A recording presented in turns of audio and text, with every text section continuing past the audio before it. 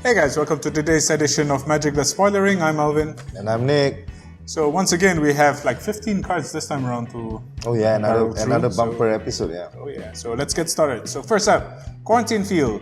So for XX white, we get an enchantment, enters the battlefield with X isolation counters on it. And when it enters the battlefield, you exile a non-land permanent for each isolation counter on it until it leaves the battlefield. I like this a lot. Yeah. It reminds me of Oblivion Ring or Vanishing Light. Nah. I mean, it's expensive, and the fact that it doesn't have the Oblivion Ring loop kind of makes it like for me. The only thing I don't like is the fact that it can only exile non-land permanents. I mean, in a world of Awakening, you really want to hit those bloody lands. Yeah, Awakening and Man lands. Oh yeah. Yeah, that's a non-bow, man. Yeah, that's a non-bow. Next up, Angelic Captain. So for 3 colorless, 1 red, 1 white, get a flying angel ally, 4/3. Okay, I guess. Whenever it attacks, it gets +1/+1 until end of turn for each other attacking ally. It's junk. Next. Alright, so here we have the first cycle of Blighted lands, actually. What's Blighted lands? Yeah, Blighted lands are lands that have already been corrupted by the Eldrazi. Ooh. So instead of coming into play abilities, they have leaving play abilities. Oh, that's pretty nice. This is an example. So you Blighted Cataract, you can tap for 1 colorless, or you can pay 5 and 1 blue and tap and sacrifice it to draw 2 cards. It's actually quite good. This is pretty solid. It's a 7 mana spell and you get to draw 2 cards. I wish the red one would like deal 2 or 3 damage, please. Please, R&D. Could be. But it's a pretty good card. I mean, it's solidly placed at the uncommon slot. Nice. It's a good late game draw. Yeah. So it's pretty solid. Now this is the cycle of common coming to play lands or spell lands. So the first one is Fertile Thicket. So enters battlefield tap. When it enters the battlefield, you may look at the top 5 cards of your library. If you do, you reveal a basic land and put it on top, and the rest you put it on the bottom of the library in any order. Or you can tap it for 1 green. Scry 5 for like a basic land. It's pretty strong. It's nice. I guess it'll be okay in limited. I'm not sure of its standard applications though. In limited, I think it's a shoe-in for any green. Most definitely. Yeah. I think it's pretty strong. I think it might actually even see some standard applications. Cool. Okay. So next up in the cycle, Looming Spires. Comes into play tap, and it comes into play, target creature gets +1/+1 and first strike at the end of turn. I love this one. I know you would. I love the old one, the one that gave +2/+0. That was more aggressive. This one might just be a limited combat trick. I'm not sure if it will translate into standard or not. Well, the thing is, it's not a combat trick because you play it at sorcery speed. Yeah. Unless you can get it somehow like during combat. Yeah, that's why I like the previous. But the first strike is a good upside. It's okay. I mean, all these cycle of lands is trying to push you towards playing monocolor, when the previous block is all about trying to push you towards playing triple color. Yeah, it's the same block with Converge, which pushes you to play 5 colors. So yeah, there's like a tension there. There's a certain tension. The next one in the cycle, Mortuary Mire. I think this one's pretty awesome. I think this is the best of the lot. It comes into play, you put a target creature card from your graveyard on top of your library. Raise Date is always good, especially when it's free. This is Volrath's Stronghold. Oh yeah, Raise Date returns it to your hand. This one actually puts it on top of your library. Yeah, it's pretty strong. And if you can find a way to like kind of bounce it back or reuse the ability over time, I think it's pretty strong. Next one in the cycle, Sandstone Bridge. So Sandstone Bridge enters battlefield, target creature gets +1/+1 and vigilance at the end of turn. A nice limited trick, yeah. Yeah, limited trick. Although, yeah, in White Winnie, it might be strong. I can see White Winnie surviving more post-rotation than Mono Red. We'll see how it pans out. Yeah, and the last one in the cycle, Skyline Cascade. I like this one actually. Comes onto the battlefield, target creature an opponent controls doesn't untap during its controller's next untap. This is, next to the black one, this one's pretty strong as well. I mean, granted, it doesn't tap the creature, so the creature already has to be tapped. Yeah. So I guess I'm feeling a little bit underwhelmed because I saw a spoiled version like a few months ago, or was it like 2 weeks ago, where they had basic land types where you could actually fetch for these lands. So yeah, I'm a little bit underwhelmed now that I've seen the actual cards.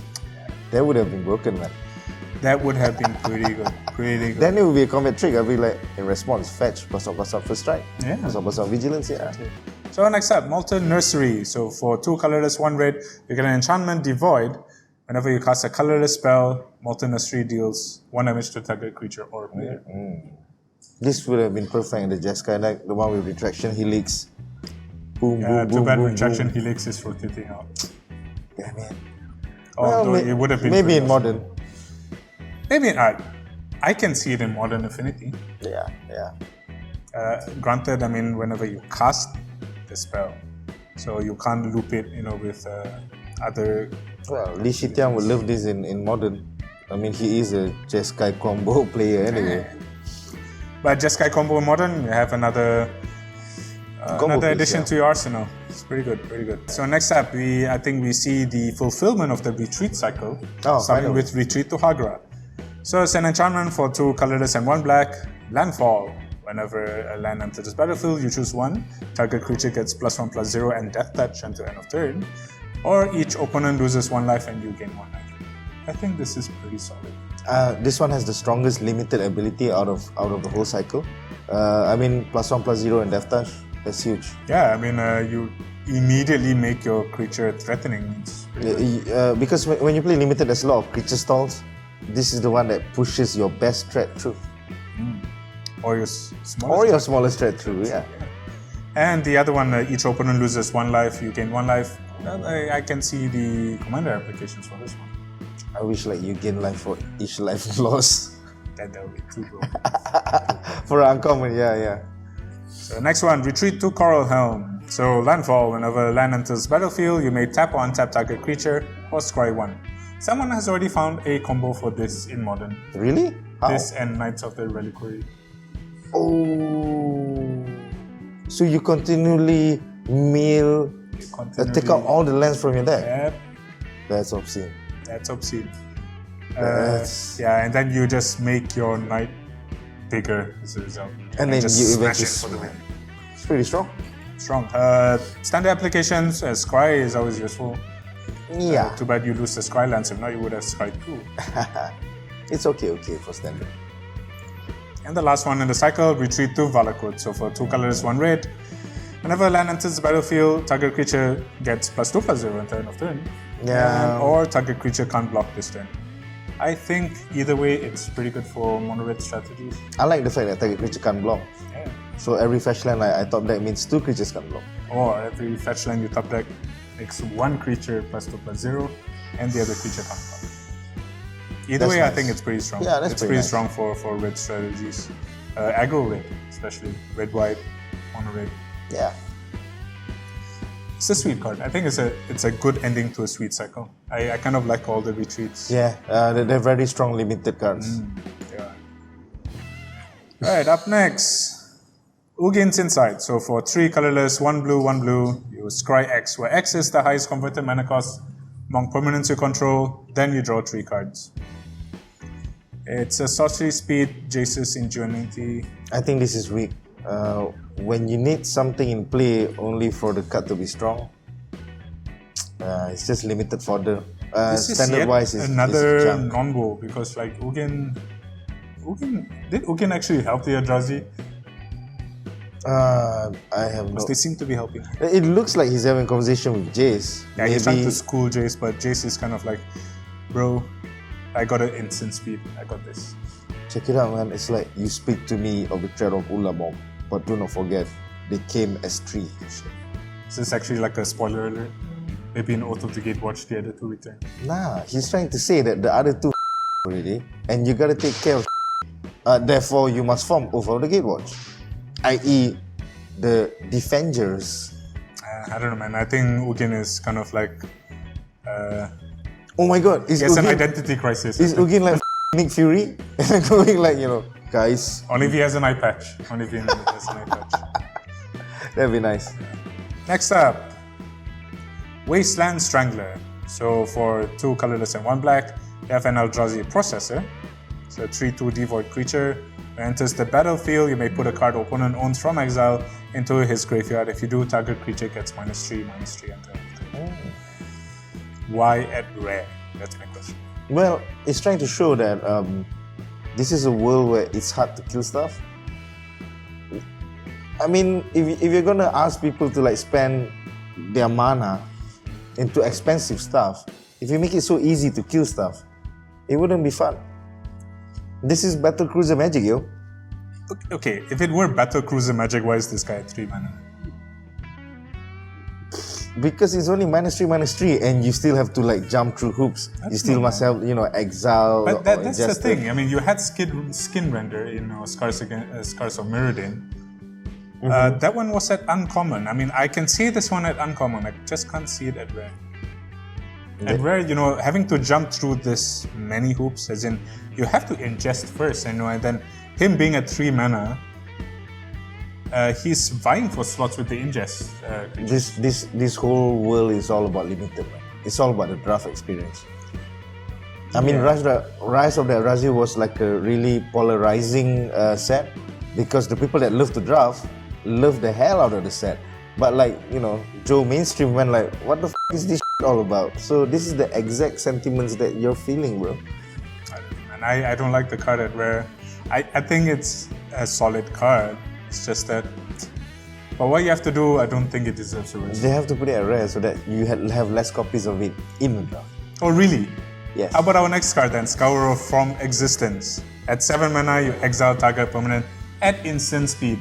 This is exactly at common. This is what exactly R&D want to teach you. Play big spells, we will reward you. Play small spells, it's at rare. Okay. So I don't know. Everything that you know about Magic, everything that you know about Magic, turn it around because it's gonna change. That you think looks might actually be good. That is granted.